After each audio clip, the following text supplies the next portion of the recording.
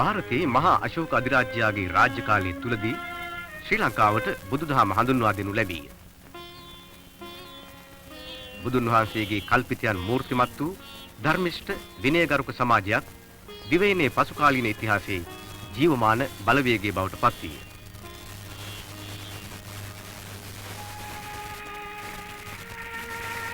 වත්මන් ජනාධිපති ජේ.ආර්. ජයවර්ධන මහතා දියුණුව කරා පාතබන සමාජ රාමුව තුල එම සම්ප්‍රදාය සුරක්ෂිත කිරීමට කැප වීය. දිනෙන් දින ජාතික සමාජීය සහ ආගමික කර්තව්‍යයන්හි සහභාගීත්වය නොකඩවා ග්‍රාමීය ප්‍රදේශ බැහැදකීමට යෑම සහ 1,50,00,000ක් වූ මෙරට ජනගහනයෙන් 50%කට අධික රටේ තරුණ පිරිසගේ ප්‍රාර්ථනා පිළිබඳ එතුමා තුල තිබෙන අවබෝධය එකී කැපවීම සංකේතවත් කර ඇත.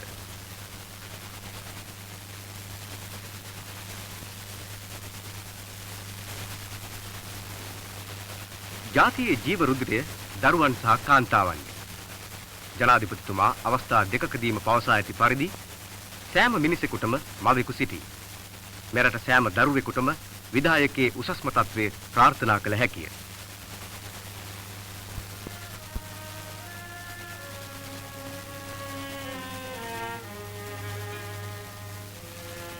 ජනතාවට වඩාත් ඵලදායී සහ අර්ථවත් ලෙස රටේ ප්‍රජාතන්ත්‍රවාදී සහ පාර්ලිමේන්තු සම්ප්‍රදාය ජනාධිපති ජයවර්ධන විසින් අත්‍යන්ත ලෙස වැඩි දියුණු කරන ලදී.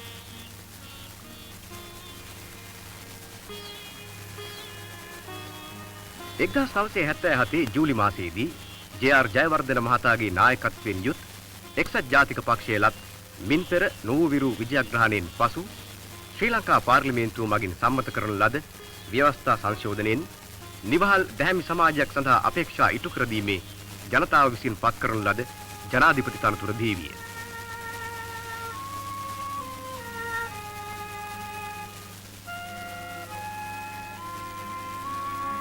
ශ්‍රී ලංකා ව්‍යවස්ථාදායකේ අවුරුදු 40කට ආසන්න කාලයක් කරන ලද සේවයෙන් පසු ජේ.ආර්. ජයවර්ධන මහතා 1978 පෙබරවාරි 3 වෙනි දින පාර්ලිමේන්තුවෙන් සමුගත්තේය.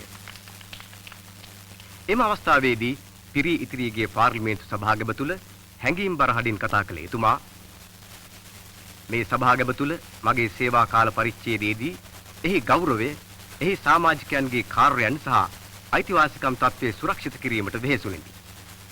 ප්‍රජාතාන්ත්‍රික නිදහස රැක ගැනීමටත් සෞභාග්‍යමත් සහ ප්‍රීතිමත් ජීවිතයක් ජනතාවට උදා කර දීමටත් මේ ගරු සභාව තුල සිටින සියලු පක්ෂවල මගේ සමකාලීනයන්ගෙන් මෙසේ කීමට අවසර පතිමි.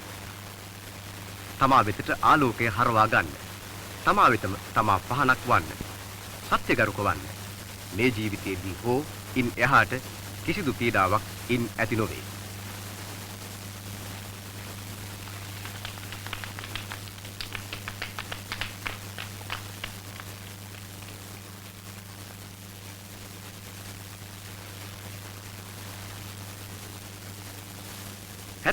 පෙබරවාරි 4 වෙනිදා උදෑසන ජයවර්ධන මහතා ගෞරවාචාර මැදයේ ශ්‍රී ලංකාවේ විධායක ජනාධිපති සහ රාජ්‍ය නායක වශයෙන් දිවුරුම් දුන්නේ.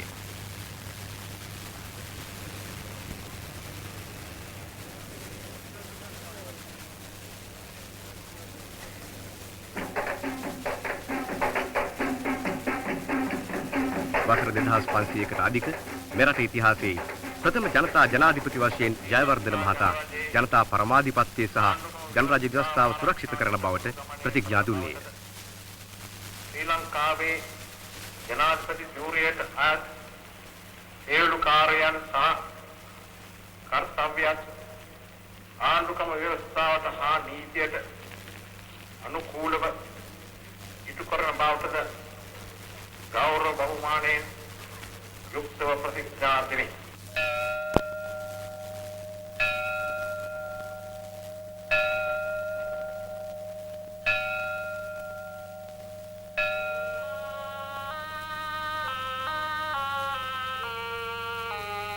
මහනුවර ඓතිහාසික දළදා මැදුරේ පත්තිරිප්පුවේ සිට ජනතාව අමතමින් බුදුන් වහන්සේගේ ඉගැන්වීම් පදනම් කොට ධර්මිෂ්ඨ සමාජයේ බිහි කිරීමට එක්සත් ජාතික පක්ෂ රජය විසින් දෙනු ලැබූ පොරොන්දුව ඉටු කරන බව පැවසීය.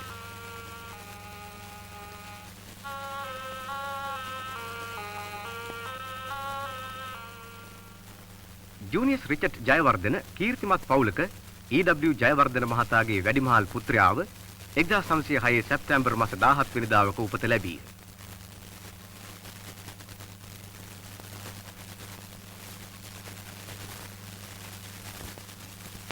E.W. ජයවර්ධන මහතා රාජනීතිඥවරයෙකි. පසුව ශ්‍රී ලංකා ශ්‍රේෂ්ඨාධිකරණයේ සත්කීර්තිමත් විනිශ්චයකාරවරයෙකු විය. J.R. ජයවර්ධන මහතා උපතලත් සහ සිය ළමාවිය ගත කළ නිවස පාක් රෝඩ්හි හිත් සහ සමාගම ඉදිරිපිට පිහිටා ඇත.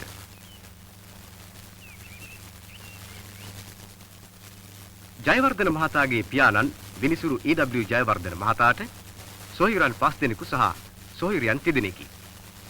සොහිරන් 4 දෙනෙකුම නීතිඥයන්ය. තියඩෝර් ගොඩ්ෆ්‍රි T.G. ජයවර්ධන මහතා ඉංජිනේරු විෂය තෝරාගත්තේය.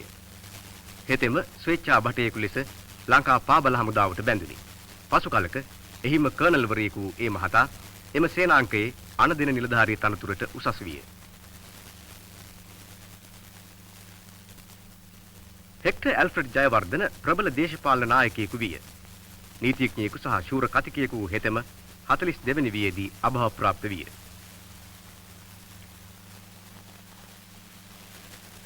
ඒ.සෙන්ට් වී ජයවර්ධන මහතා රාජනීතිඥයෙකි. ශ්‍රේෂ්ඨාධිකරණ විනිශ්චයකාරවරයෙකි. ජනාධිපතිතුමාගේ පියාණන් E.W. ජයවර්ධන සුළු පියා T.G. ජයවර්ධන යන මහතුන් නගර සභිකයන් වූහ. නීතිඥවරු විශිෂ්ට හමුදා අධිකාරීන් සම්ප්‍රයුක්ත පවුලක ජයවර්ධන මහතාට ප්‍රීතිමත් ළමා කාලයක් ගත කිරීමට අත්උදව් ලැබුණි. පාසලේදී කියවීමට වැනි විවිධ කුසලතා සහතික වසරේ දීප්තිමත් ශිෂ්‍යයාට හිමි තෑග්ග ජයවර්ධන ශිෂ්‍යයාට හිමි විය. වඩාත් අභිලාෂයකින් රාජකීය විදුහලේදී දිනාගත් තෑග්ග වූයේ දක්ෂතම කතිකයාට හිමි තෑග්ගයි. ජයවර්ධන තරුණයා රාජකීය විද්‍යාලීය ක්‍රිකට් කණ්ඩායමේ සමාජිකයෙකු විය. 1925 රාජකීය තෝමෙන් ක්‍රිකට් තරගයේදී හෙතම ක්‍රීඩා කළේය. රාජකීය විද්‍යාලීය රග කණ්ඩායමේ නායකත්වයේ දැරීය. ටෙනිස් කණ්ඩායමේ ක්‍රීඩා කළ අතර බොක්සින් කණ්ඩායමේද සමාජිකයෙකු විය.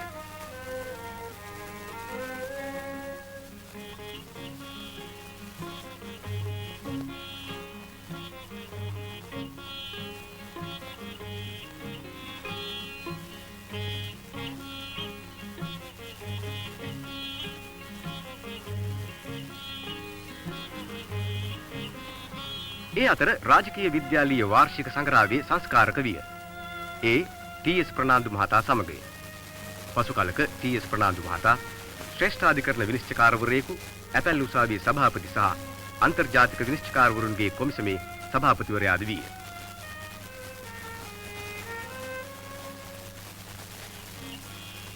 විදුහලේ නාට්‍ය ශාස්ත්‍රයේද මුල් තැනක් ගත් තරුණ ජයවර්ධන ශිෂ්‍යයා වන්ඩරින් ජූ වැනි නාට්‍ය කිහිපයකට රඟපෑය.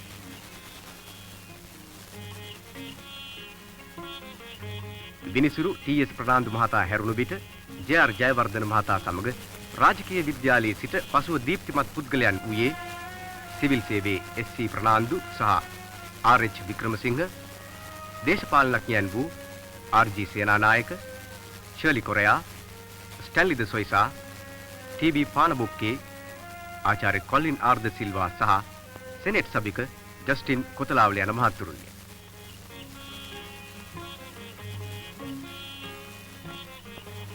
රාජකීය විදුහලෙන් පසුව ජයවර්ධන මහතා ලංකා විශ්වවිද්‍යාලයේ සහ ලංකා නීති විද්‍යාලයට ඇතුළත් විය.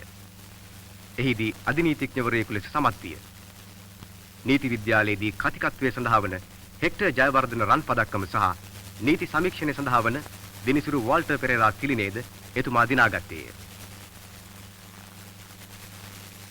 එකම අවුරුද්දක එකම ශිෂ්‍යයෙකු විසින් මෙම තෑගි දෙකම දිනා ගැනීමේ වාර්තාව මෙතෙක් කිසිවෙකු විසින් බිඳ දමා නැත. 1932 මාර්තු මාස 18 වෙනිදා අධිනීතිඥවරයෙකු ලෙස දිවුරුම් දුන් J.R. ජයවර්ධන මහතා එම අවුරුද්දේම නීතිඥ වෘත්තියට පිවිසියේය. වෘත්තීයමය වශයෙන් උසස් ස්ථානයකට සමීප වූ හෙතෙම කෙටි කලක් නීතිඥ ප්‍රභූන් ඇසුරේ පසුවිය. ඔවුන් අතර රාජනීතිඥ N.E. වීරසූරිය, රාජනීතිඥ H.V. පෙරේරා, රාජනීතිඥ ශ්‍රීමත් ලලිත රාජපක්ෂ සහ රාජනීතිඥ E.B. වික්‍රමනායක යන මහත්තුරුද වූහ. ජේ.ආර්. ජයවර්ධන සාර්ථක නීතිඥයාට නීතිඥ මණ්ඩලයේ සිටිය හැකිව තිබුණද එතුමාගේ හිත දේශපාලනයේ පුරා පැතිර ඇති බව පැහැදිලි වීය. එතැන් සිට දේශපාලනයට පිවිසි ජයවර්ධන මහතා ඩඩ්ලි සේනානායක මහතා සමග එක් වී ලංකා ජාතික සංගමයේ පුනරුත්ථාපනය කොට එම සංගමේ සමලේකම්වරයා බවට පත් විය.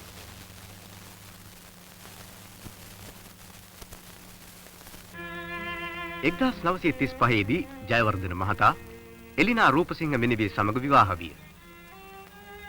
දෙහිවල ගිල්බර්ට් ලෙනාඩ් රූපසිංහ යුවලගේ එකම දියණිය වූ ඕතමෝ වස්තු සම්පත් දායාද වූ කරුණාභරිත බුද්ධිමත් සහ භක්තිමත් ප්‍රසන්න සිනහයෙන් යුක්ත කාන්තාවකි. එතුමියගේ අඛණ්ඩ සහයෝගීතාවය ජනාධිපතිතුමාගේ අවිවේකී දේශපාලන ජීවිතයේ පුරාම විහිදුණු මහත් ධෛර්යයක් විය.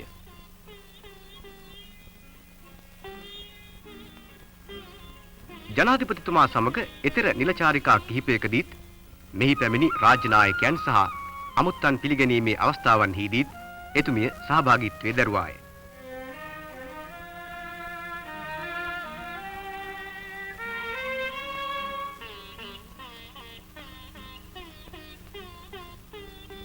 අනවශ්‍ය ප්‍රසිද්ධිය ප්‍රිය නොකරන චාම් ජීවිතයක් ගත කරන රටේ ප්‍රධාන කාන්තාව ලෙස සමාජීය ආගමික සහ සංස්කෘතික කටයුතු වලදී මෙන් කලා උත්සවයන්හිදීද ත්‍යාගශීලීව සිය අනුග්‍රහය පළ කරයි.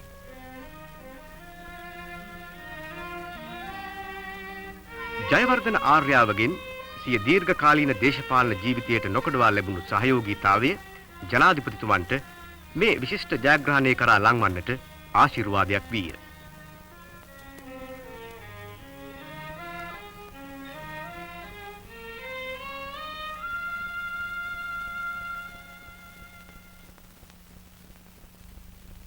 එතුමාට 1940 සිට 1947 දක්වා ලංකා ජාතික සංගමේ සමලේකම් ලෙස කටයුතු කිරීමේදී ශ්‍රී ලංකාවේ නිදහස් සටනේ පතාක යෝධයන් වූ මහාමාන්‍ය ඩී.එස්. සේනානායක, ශ්‍රීමත් Baron Jayatilaka, F R. Senanayake, E W. Perera, ශ්‍රීමත් ජේම්ස් පීරිස්, ශ්‍රීමත් ෆ්‍රැන්සිස් ද සොයිසා, ශ්‍රීමත් පොන්නම්බලම් අරුණාචලම්, ඩී.ආර්. විජේවර්ධන ආශ්‍රය ලැබින.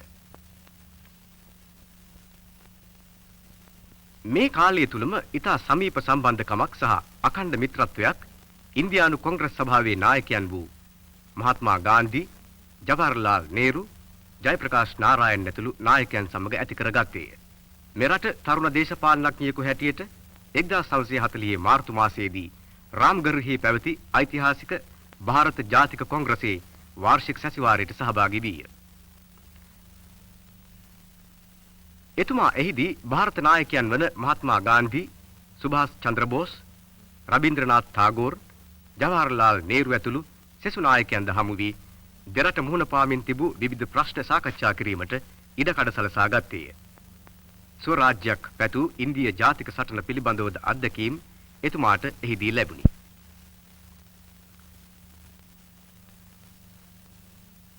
කොළඹ මහනගර සභාව ශ්‍රී ලංකාවේ දේශපාලන නායකයන් බොහෝ දෙනෙකු බිහි කළ කේන්ද්‍රස්ථානයකි. ජේ.ආර්. ජයවර්ධන මහතා ව්‍යවස්ථාදායකට පත් කළ ප්‍රථම පියවර වූයේද 1940 දෙසැම්බරයේදී කොළඹ නගර සභාවේ නිව් බසාර් නැගෙනහිර ආසනයේ සභිකයා ලෙස එතුමා තේරී පත්වීමය. මෙම ආසනය 1865 සිට දිනාගත්තේ ජයවර්ධන පවුලේ සමාජිකයන්ය. 940 සිට 43 දක්වා ජයවර්ධන මහතා නගර සභිකයෙකු ලෙස ලද අත්දැකීම් ලංකා රාජ්‍ය මන්ත්‍රණ සභාවේ සභිකයෙකු ලෙස තේරී පත්වීමේ සන්ධිස්ථානයක් විය.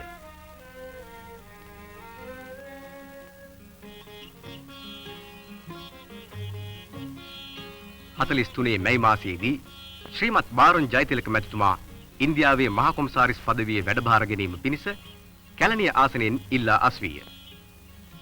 අතුරු මැතිවරණයේදී තරඟ කළ ජයවර්ධන මහතාට ජය අත්විය. මේ ජයග්‍රහණය ඉතා වැදගත් වන්නේ එවක දේශපාලන පතාක යෝධයෙකු බඳු ඊ.ඩබ්ලිව්. පෙරේරා මහතා පරාජයට පත්වීමයි.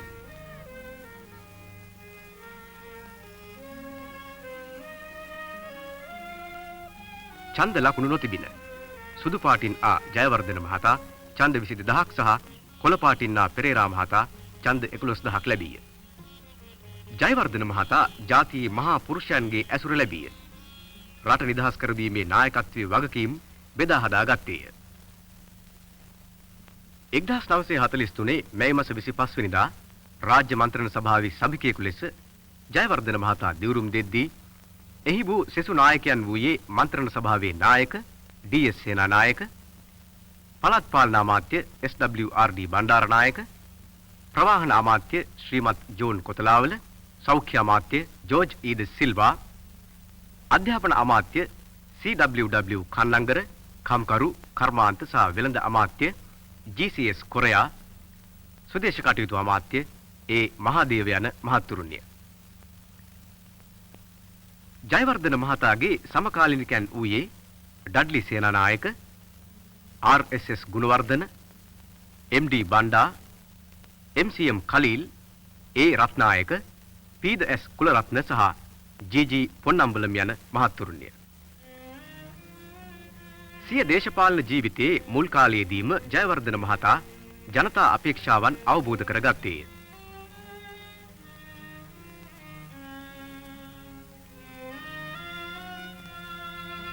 සිංහල රජබස කළ යුතුයයි 1944 මැයි 24 වෙනිදා රාජ්‍ය මන්ත්‍රණ සභාවට යෝජනාවක් ඉදිරිපත් කළේය.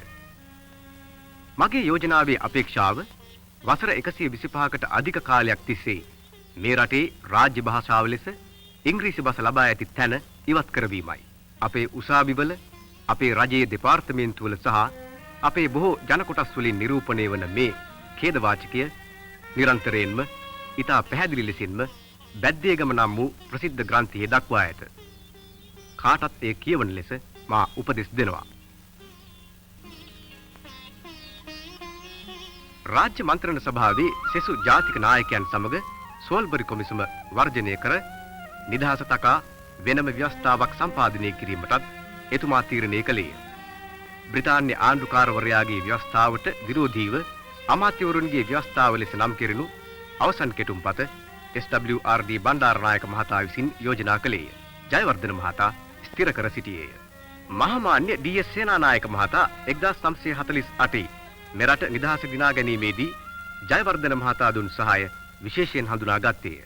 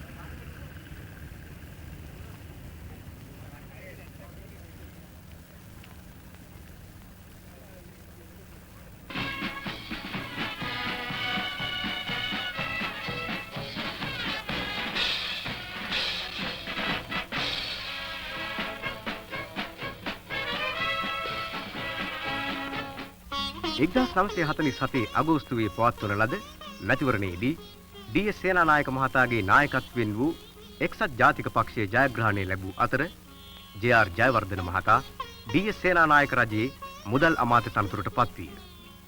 එතුමා පොදු රාජ්‍ය මණ්ඩලයේ ලාබාලම මුදල් අමාත්‍යවරයා වූ අතර ඩී.එස්. සේනානායක සහ ඩඩ්ලි සේනානායක යන අගමැතිවරු යටතේ වූ අයවැය වාර්තා 7ක් මේ දක්වා ඉදිරිපත් කළ ශ්‍රී ලංකාවේ ලාබාලම මුදල් අමාත්‍යවරයාද වීය. 1947 මුදල් අමාත්‍යවරයා වශයෙන් ජයවර්ධන මහතා පැවැත් වූ අයවැය කතාව ශ්‍රී ලංකා පාර්ලිමේන්තු ඉතිහාසයේ ප්‍රථම අයවැය කතාවයි.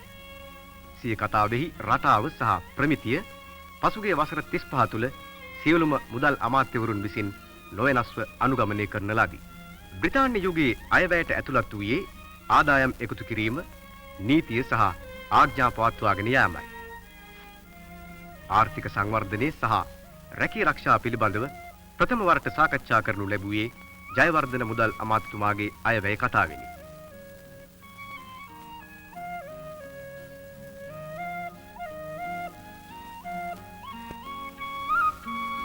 දියුණු සමාජ සැලසුම්, නිදහස් අධ්‍යාපනය, නොමිලේ කිරි සහ ආහාර දරුවන්ට දීම, අත්‍යවශ්‍ය භාණ්ඩවලට සහනාධාර දීම එහිදී සාකච්ඡා වීය.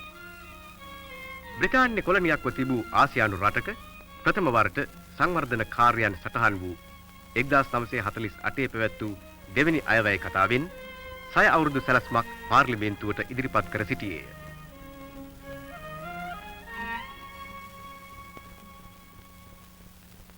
1950 දී ඩී.එස්. සේනානායක මැතිතුමාගේ සහභාගීත්වයෙන් පැවති පොදු රාජ්‍ය මණ්ඩලීය විදේශ අමාත්‍යවරුන්ගේ හමුවේදී දකුණු සහ අග්නිදිග ආසියාවේ ආර්ථික සංවර්ධනය පිළිබඳ යෝජනා ඉදිරිපත් කළේ ජයවර්ධන මහතා සහ ඕස්ට්‍රේලියාවේ පර්සි ස්පෙන්ඩර් විසිනි.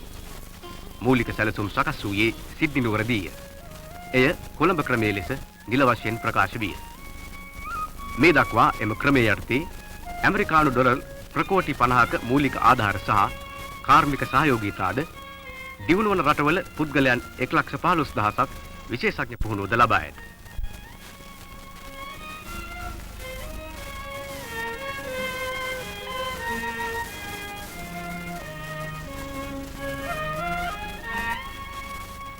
එතෙන් සිට ඉදිරියට ලෝක රාජ්‍යයන්හි අන්තර්ජාතික සමුළුවලදී එතුමාගේ හඬ ඉස්මතු වන්නට පටන් ගනී. 1945 දෙවැනි ලෝක යුද්ධ සමයේ පරමාණු පිපිරවීමෙන් හිරෝෂිමා සහ නාගසාකි නම් වූ ජපානයේ නගරවල දහස් ගණනක් ස්ත්‍රී පුරුෂයන් සහ දරුවන් අති බිහිසුණු ලෙස මරණයට පත්විය. ඉතිහාසයෙන් මේ අඳුරු පැල්ලම ඉවත් කර දැමීමට සෑන් ෆ්‍රැන්සිස්කෝ සාම සම්මුතිය අත්සන් තැබුණු අතර ශ්‍රී ලංකාව වෙනුවෙන් ජේ.ආර්. ජයවර්ධන මහතාගේ අත්සන ඊට ඇතුළත් වීය. 1951 සැප්තැම්බර් 6 වෙනිදා සෑන් ෆ්‍රැන්සිස්කෝ ජපාන සාමගි උසුම් සමුළුවේදී කතා කළ ජයවර්ධන මහතා ජපානයේ නිදහස් වනවාට ආසියානු ජාතිකයන් බලවත් ඇල්මක් දක්වන්නේ ඇයි? ජපානයේ සමග පවතින දීර්ඝකාලීන සම්බන්ධතාවය නිසා ආසියාතිකයන් ජපානයේ කෙරෙහි දක්වන්නේ දැඩි ආදරයක්. ඇය නිදැල්ලේ ශක්තිමත් නිදහසේ සිටිනු අපි බලා සිටිමු. තවදුරටත් කතා කළ ජයවර්ධන මහතා වෛරය වෛරයෙන් නොව ප්‍රේමයෙන් සංසිඳිය යුතුයයි කෝටි ගණනක් වූ ආසියාකරයේ ජීවිතවලට බලපෑ පණිවිඩය අපි විශ්වාස කරමු. ඒ පොදු සංස්කෘතික සහ උරුමයෙන් වසර ගණනාවක් අප බැඳී සිටින අග්නිදිග ආසියාවේ මානුෂිකත්වයේ පැතිර වූ බුද්ධ ධර්මයේ සමාරම්භක මහා ගුරුවරයාණන් වන බුදුන් වහන්සේගේ පණිවිඩයකි.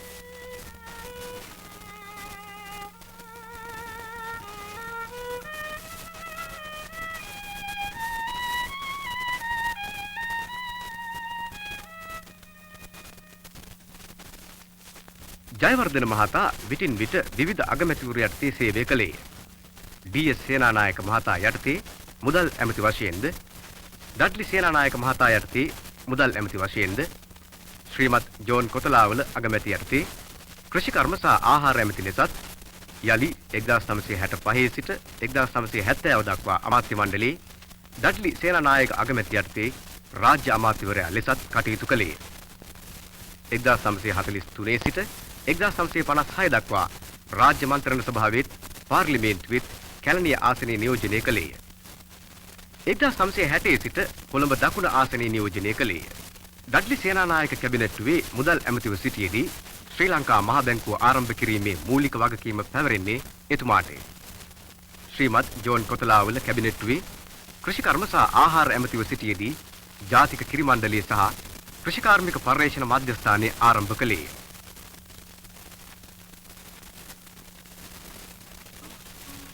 කෘෂිකර්ම සහ ආහාර අමාත්‍යවරයා ලෙස සිටියේදී ප්‍රථම වප් මගුල් උළෙල 1953 දී අහංගමදී පවත්වනු ලැබීය.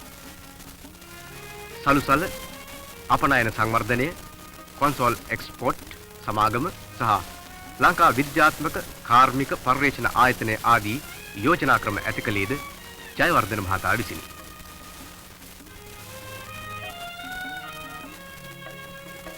එක්දා 1965 දක්වා රාජ්‍ය අමාත්‍යව සිටියේදී සංචාරක ව්‍යාපාරය පිළිබඳ මූලික අදහස සැලසුම් කිරීම හේතු කොට සංචාරක ව්‍යාපාරය එතුමාට ණය ගැතිය.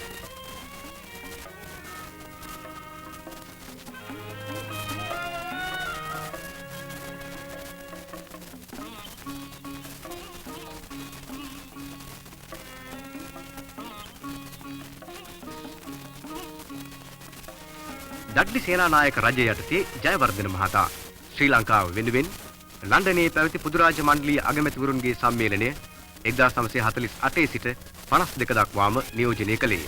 මුදල් අමාත්‍යවරුන්ගේ සම්මේලනද එතුමා නියෝජනය කර ඇත. 40 ගණන් වල සිට 52 දක්වා එතුමා ලෝක බැංකුව සහ අන්තර්ජාතික මුදල් පිළිබඳ අරමුදල සමග කිට්ටු සබඳියාවකින් යුක්ත විය. 1960 ජූලි මැතිවරණයේදී බහු ආසනයක් වූ දකුණු කොළඹ ප්‍රථම මන්ත්‍රීවරයා වශයෙන් තීරීපත් විය. 1970 දී එතුමාගේ ආසනයේ සුරැකුණු නමුත් එක්සත් ජාතික පක්ෂය පරාජයට පත් විය. එක්සත් ජාතික පක්ෂයේ පරාජයට පත් වූ නමුත් එහි නායකත්වයේ දරූ ඩඩ්ලි සේනානායක මහතා ජයවර්ධන මහතා කැඳවා පාර්ලිමේන්තුවේ සිටින සිය පක්ෂයේ මන්ත්‍රීවරුන් කිහිප දෙනාගේ මූලිකත්වය ගන්නා ලෙස දැන්වූයෙන් එතැන් සිට විරුද්ධ පක්ෂයේ නායකයා විය. 70ත් 77ත් අතර කාලයේ රට අඳුරු කාල පරිච්ඡේදයක් වෙත පිරිහි පසුබසිමින් තිබින. 1971 දී ත්‍රස්තවාදයේ මතුවී තරුණ කොටස් රජයට විරුද්ධව කැරලි ගැසීය. හදිසි නීතිය යටතේ 6 වසක් පාලන බලයේ දීර්ඝ කරගත් රජය සමග ගැටෙන්නට විරුද්ධ පක්ෂයේ නායකව සිටි ජයවර්ධන මහතාට සිදු විය.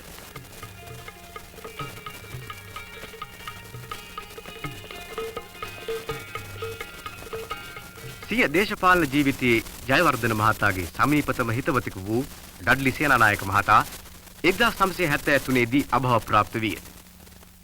ඩඩ්ලි සේනානායක මහතාගේ අභාවයත් සමග ජයවර්ධන මහතා එක්සත් ජාතික පක්ෂයේ නායකත්වයට ඒකත් ඡන්දයෙන් පත් කරනු ලැබිය. එතුමා වහාම පක්ෂයේ ප්‍රතිසංවිධානය කොට පක්ෂයට නව ප්‍රාණයක් ලබා දුන්නේය. පෞල් බලය, පෞල් පාලනය සහ පුද්ගල පක්ෂපාතීත්වය පක්ෂය තුලින් ඉවත් කර දැමීය. පාර්ලිමේන්තුවේ සිය පක්ෂය නියෝජනය කිරීම සඳහා පක්ෂ සමාජිකයන් තේරීමේදී කුලය, ඇදහිම්, සමාජ තත්ත්වාදී මතිමතාන්තර නොතකීය. සියල්ලන්ට ඉහළින් නැගී සිටීමේ වරම තරුණ කොටස් වලට ලබා දුන්නේය. UNP ප්‍රජාතාන්ත්‍රික මෙන්ම සමාජවාදී පක්ෂයක් බවට පරිවර්තනය කොට ගම්බද ගොවියා සහ නාගරික කම්කරුවා නගා සිටුවීමට කැප කළේය.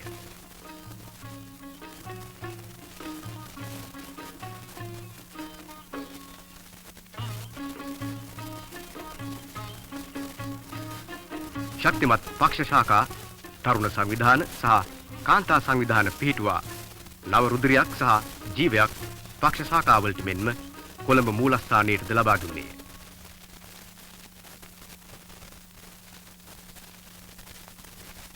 එතුමාට රටේ ඉහළම විධායක තනතුරට ළඟා විය හැකි වූයේ මහත් ආයාසයක් දැරීමෙන්.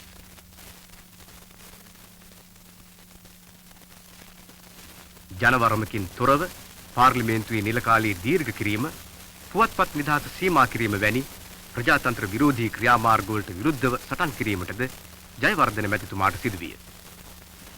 අසාධාරණයට සහ ක්‍රූර පාලනයට විරුද්ධව ජනතාවගේ කැමැත්ත ප්‍රකාශ කිරීමට අවස්ථාවක් සැලසුණු පිණිස නියම කලට මහා මැතිවරණයේ පවත්වන ලෙස එවකට සිටි පාලකයන්ට බල කිරීම පිණිස එතුමා සිය අනුගාමිකයන් සහ එක්ව සත්‍යග්‍රහ කළේය.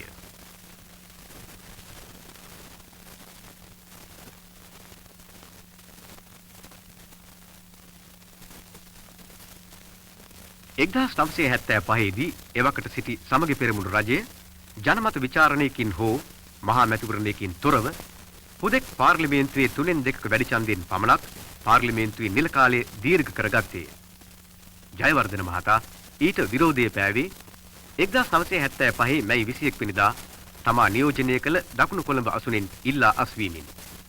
එම වසරේම ජූලි 18 වෙනිදා පැවති අතුරු මැතිවරණයෙන් 25,101ක වාර්තාගත වැඩි ඡන්ද සංඛ්‍යාවක් ලැබමින් යලිත් එම අසුනට තේරීපත් විය. 1977 පැවති මහා මැතිවරණයේදී එක්සත් ජාතික පක්ෂය ලැබූ ජයග්‍රහණය ශ්‍රී ලංකා පාර්ලිමේන්තු ඉතිහාසයේ එතෙක් දක්නට නොලැබුණකි. ඇතැම් විට මුළු ප්‍රජාතන්ත්‍රවාදී ලෝකයේම නොවිරු ජයකි. එදා ජයවර්ධන මහතාගේ නායකත්වයෙන් තරඟ වැදුණු එක්සත් ජාතික පක්ෂය ආසන 168න් 140ක්ම ජයග්‍රහණය කළේය. එක් දේශපාලන විචාරකයෙකු එතුමාගේ දේශපාලන ජයග්‍රහණය මෙසේ විවරණය කළේ. ඔහු කිසි දිනක බියකරු ආපදාවලින් පසුබැස්සේ නැත. ඒ වෙනුවට පෙරටත් වඩා වැඩි අධිෂ්ඨානයකින් නැගී සිටමින් ඔහු ආදරය කරන රටටත් ජනතාවටත් ඉතිහාසයේ හිමිතැන ලබා දීම පිණිස නායකත්වයේ ගනිමින් ක්‍රියා කළේ. 1977 ජූලි 28 වනදා නව රජයේ අගමැතිවරයා ලෙස ශ්‍රී දළදා මාලිගාවේ පත්තිරිප්පුවේ සිට ජාතිය අමතමින් ජයවර්ධන මැතිතුමා ලැබුණාට පසු මේ ස්ථානයෙන් තමයි අගමැතිවරු මහජනයාට කතා කරුවේ. අද දින මා ඔබ ඉදිරියේ නැගී සිටින්නේ එක්සත් ජාතික පක්ෂයේ අගමැතිවරයා වශයෙන් නොව සමස්ත ශ්‍රී ලංකා වාසීන්ගේම අගමැතිවරයා ලෙසය. ඒ මා දන්වන්නේ ඉමහත් සන්තෝෂයෙන්.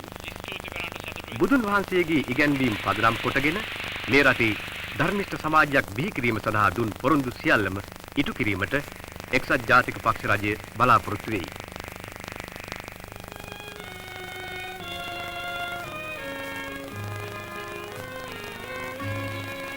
ජයවර්ධන මැතිතුමා මේ රටේ නායකයා ලෙස තනතුරු ලබා ගත්තා සිට එතුමාගේ මූලික අභිප්‍රාය වූයේ වැඩි වැඩියෙන් රැකියා ලබා දීමයි. එදා දුනුගම්භීර ව්‍යාපාරය විවෘත කරමින් එතුමා පැවැත් වූ කතාවෙන් මේ අරමුණ මැනවින් පැහැදිලි වේ. මාගේ රජයේ ප්‍රධානතම ප්‍රතිපත්තිය පළමුවත් දෙවනුවත් තෙවනුවත් රැකියා සැපීමයි.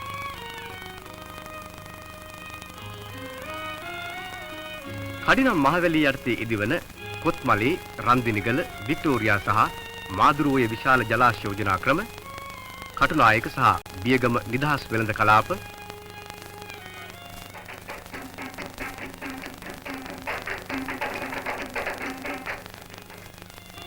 උදාගම් සංකල්ප යටතේ දිවයින පුරා තැනෙන නිවාස 1,50,000 ප්‍රධාන නගරවල සිදු කෙරෙන විශාල නාගරික සංවර්ධන සැලසුම් නිදහස් වෙළඳ ප්‍රතිපත්තිය සහ විවෘත ආර්ථික ක්‍රමය මහ පොළ සහ ස්වර්ණ භූමියේ වැඩපිළිවෙල ආදිය 1977 ජයවර්ධන ආණ්ඩුව බලයට පත් වූ දා සිට ආරම්භ කර ඇති දැවැන්ත සංවර්ධන යෝජනා ක්‍රමයේ අංශ කිහිපයක් පමණකි.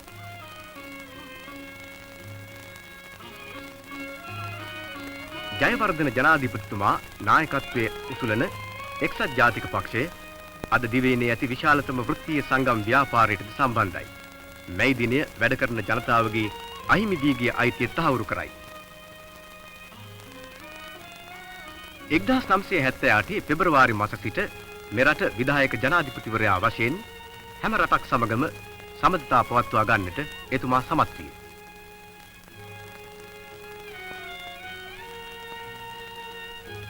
හවානාහි පැවති නොබැඳි සමුළුව නිමිත්තෙන් කියුබා ජනාධිපති ෆිදෙල් කැස්ට්‍රෝ හමු විය. හිරෝහිතෝ අධිරාජ්‍යයාද ජපානයේදී මුණ ගැසිණ. මීට අමතරව දිවයිනට පැමිණි විවිධ විදේශීය රාජ්‍ය නායකයන් හා සම්භාවනීය අමුත්තන් සංඛ්‍යාව සෙසු රටවල නායකයන් එතුමා කෙරෙහි දක්වන මිත්‍රත්වයේ සහ සෝදතාවේ සංකේතයකි.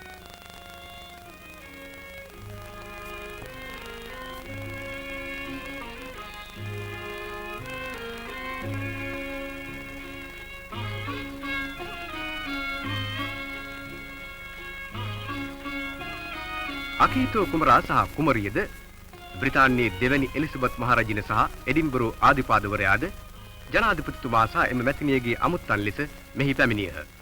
එම දෙපොළ සර්වජන ඡන්ද බලය ලැබීමේ 50 වෙනි සංවත්සර උත්සවවලටද සහභාගී විය.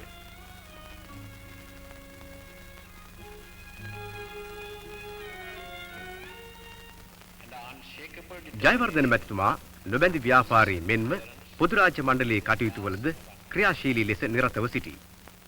It was at the Colombo conference that Jawaharlal Nehru, in his opening address on the 28th of April 1954, said, "The main problem in the world was the continuing problem of the Cold War between two blocks of big powerful countries." එක් එක් ජාතීන්ගේ ස්වාධීනපත්තියට තර්ජන වන පරිදි මහා බලවතුන්ගේ කඳුරු වලට නොබැඳී මධ්‍යස්ථ පිළිවෙතක් අනුගමනය කිරීම නොබැඳි ව්‍යාපාරයේ දර්ශනයයි. This was the first public occasion and conference where the word non-aligned was used.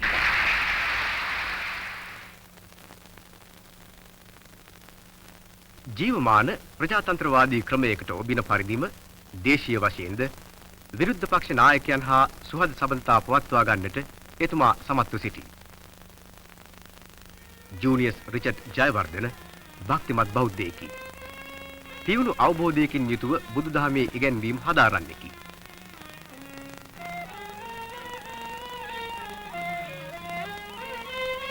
සංඝරත්නයේ අවශ්‍යතා පිළිබඳව පුළුල් වැටහීමක් ඇත. මානෙල්වත්ත සංඝසතු කිරීමෙන් එය මනාව පිළිබිඹු වෙයි. ජනාධිපති තනතුරට පත් වූ පසුද එතුමා දඹදිව වන්දනාවක යෙදුණි. මේ ගමනේදී ලුම්බිනි, බුද්ධගයා සහ කුසිනාරා වැනි බුද්ධ පාද ස්පර්ශයෙන් පවිත්‍ර වූ සිද්ධාස්ථාන වැඳ පුදා ගත්තේ.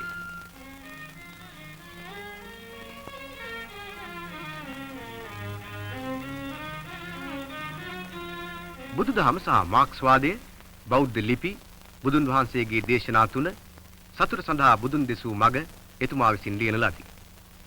බුදුදහම පිළිබඳව එතුමා තුළ ඇති අචල භක්තිය සිය ජීවිතයේ පුරාම ජයවර්ධන මැතිතුමා මෙහෙය වූ බලවේගය වූාට කිසිදු සැකයක් නැත.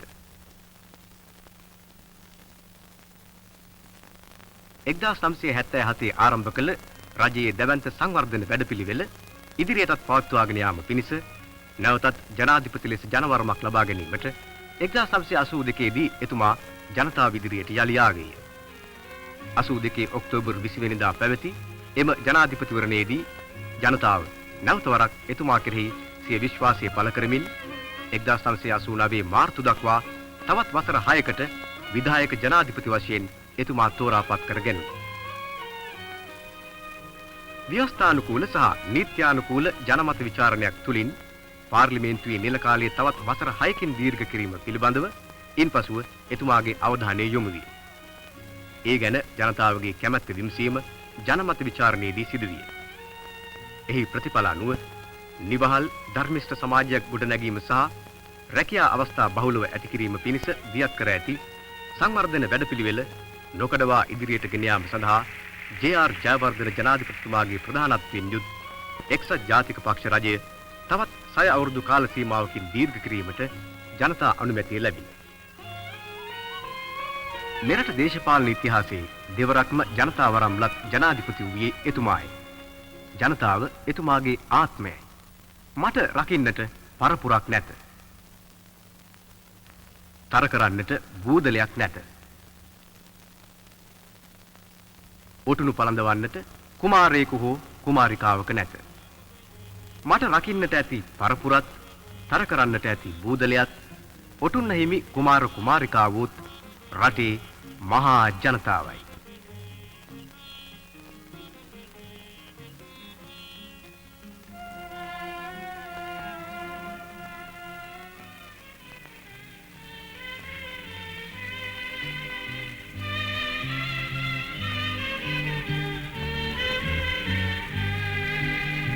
එරණ සිරිලක රකින්න රූපතිවේ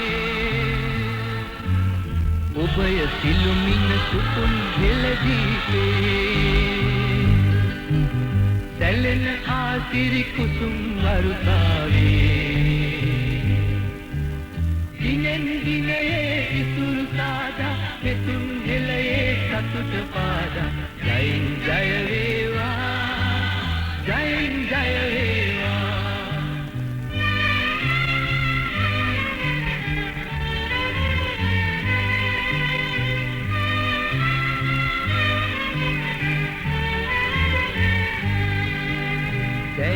ජනතා උතුම් සේවාවේ වරම් දුන් මට ඔබයි ආලෝකේ අනාගතයේ ඇතුම් සපුරාලා